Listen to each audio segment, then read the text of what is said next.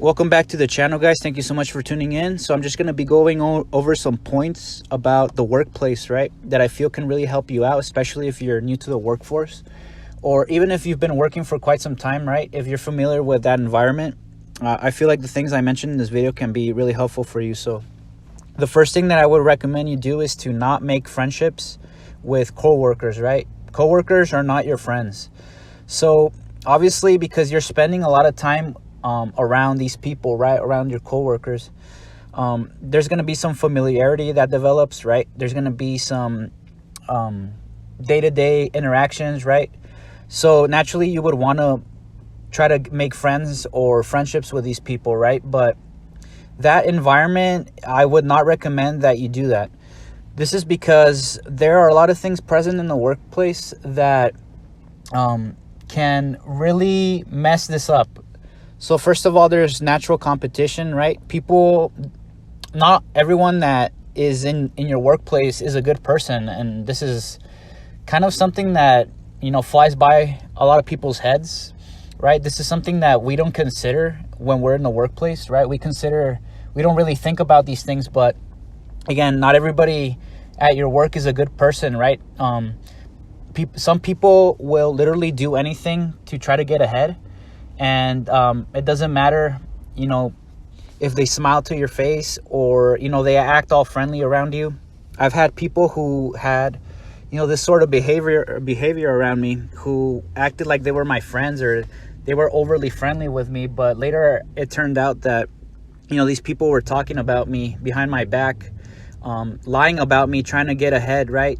Making stuff up to try to look good to the higher ups in the company, right? So this has happened, unfortunately, a lot in my experience, and just in general, people being fake and two-faced, right? Unfortunately, this is more and more common. People are, in my opinion, just becoming colder and darker, and it's really hard to meet genuine, cool people, right? At least in my experience. I don't know about you guys. What do you guys think? So again, it doesn't matter. This has been my experience for most of my jobs, I'd say, right? The vast majority of people there, you simply cannot trust, right? Like I said, there's a lot of backstabbing, there's a lot of gossiping, there's a lot of two-facedness, right, going on in the workplace. So I would just recommend that you look somewhere else for friendships or for friends, right? Whether it be an activity at school or join a martial arts club after school or whatever the case may be, right? Just look for friends elsewhere, and trust me, you're not going to regret this. Of course, there are times where you really vibe with a person and you spend some time together and you get to know them and you see that they're actually a cool person, but this is very rare. This is very, very rare. The vast majority, like I said earlier, are just simply untrustworthy, right? So the second point I would give you is to move on from the job if you're not learning anything new. If you find yourself in monotony, if you're dreading to go to work and you're just kind of in this zombie-like mode, repeating the tasks over and over, right? Not really enjoying anything you do, not really learning anything, and then it's time to move, right? When you're at any job, you should, at least in my opinion, try to learn as much as you can and try to move up as much as you can. Ethically, of course, not, any means, not by any means necessary. Of course not. I'm not that type of person that thinks that way. Of course, there are a lot of people that think that way. So just, again, be careful. Again, if you don't like your job, if you're dreading to go to work, life is too short to be stuck in a job that you don't like. So start thinking of solutions, start thinking of ways to get out of there. And again, if you're not learning anything new, then it's time to move on from the job. Take what you can learn from the job, use it to your advantage, and go get a better job. Point number 3 is to do something on the side. And by something, I mean have a side hustle or have some sort of idea in place, that will give you a little bit more money on the side, to supplement the job that you already have. And who knows, maybe in the future, it can grow to the point where, it can actually become your job, right? I don't know about you, but having the liberty to choose my own hours, when I work, what days I work, being in charge of, The clients that I have, just having full autonomy over my work schedule is something that I would love to have and I aspire to. So I would recommend you do something like that. Just have something on the side that can eventually grow and become something that can fully supplement the income that you're making at your job. So point number 4 is to save yourself and to save your energy. So what do I mean by this? This is a mentality that I had when I was younger. I was giving my best self. I was being myself 100% at my job. I was giving out energy freely, right? I had a good attitude about me.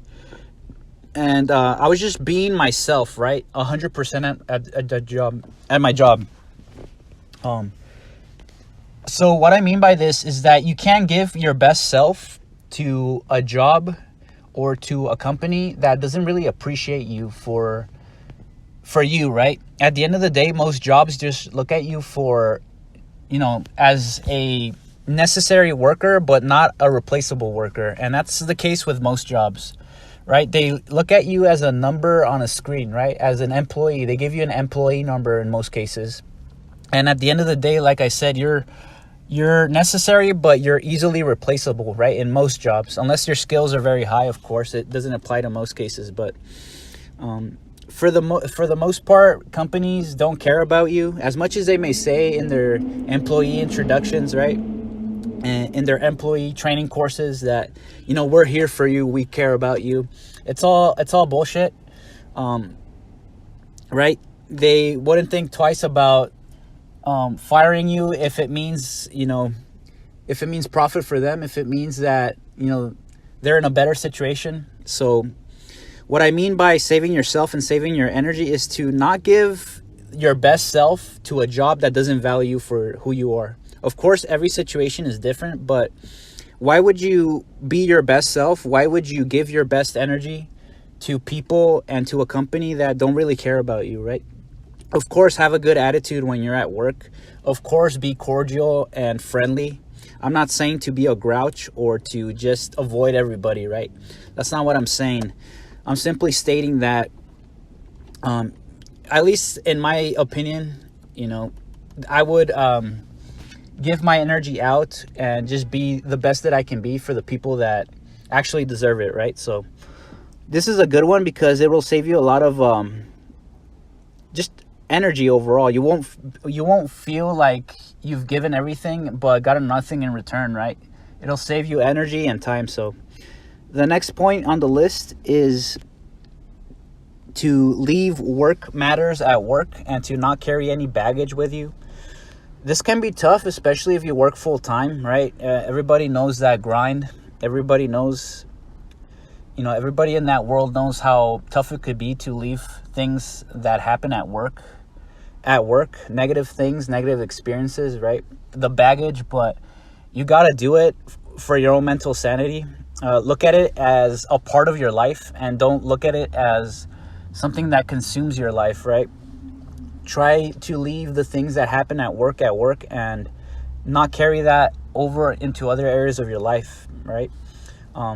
This is, again, going back to the point I made earlier. If you're not about that 9-to-5 grind, if you're not about that lifestyle, right? If you dread going to work, if you feel like work is just consuming so much of your time and you barely have time for yourself left over, right? This is why I say that you should look to do something, in the self-employment route in the business route, because again, it can offer you the freedom that you're looking for, right? Again, at the end of the day, it just depends on what your goals are, right? And what your definition of freedom and success is. But I don't know about you, but I would rather work for myself than for a company, right, that doesn't really value me. So the next point on the list is to have self-respect and to not settle for less. If your job is not respecting you, if your work environment is toxic, if the managers and the people that you work around at your job are not respecting you and are not being professional, right? If there's not a base level of professionalism to the job, some sense of normalcy, right? And what I mean by that is just the basics, right? the job needs to be professional. Everybody needs to have some sort of respect for each other and politeness, and the level of toxicity should be at a minimum, right? If these basics are not even covered at your job, then I would urge you to run and go find another job, right? Like I said, life is too short to be dealing with that kind of stuff, no matter what the paycheck is, right? I don't know about you, but I wouldn't want to be in that sort of environment, no matter how well paying the job is, right? So have some self-respect for yourself. Don't settle for less. Stand up for yourself. If people cross boundaries, right? If people are not respecting your boundaries, if people are not, just respecting you as a human being, then again, I wouldn't personally want to be in an environment like that. So if you made it this far in the video, thank you so much for listening. If you're new to the channel, welcome. I make videos on self-improvement. I give life advice based on personal experience. And I occasionally ramble about topics like manga, anime, movies, television, just stuff that fascinates me in general. Once again, if you made it this far, thank you so much for listening, and I'll see you in the next video.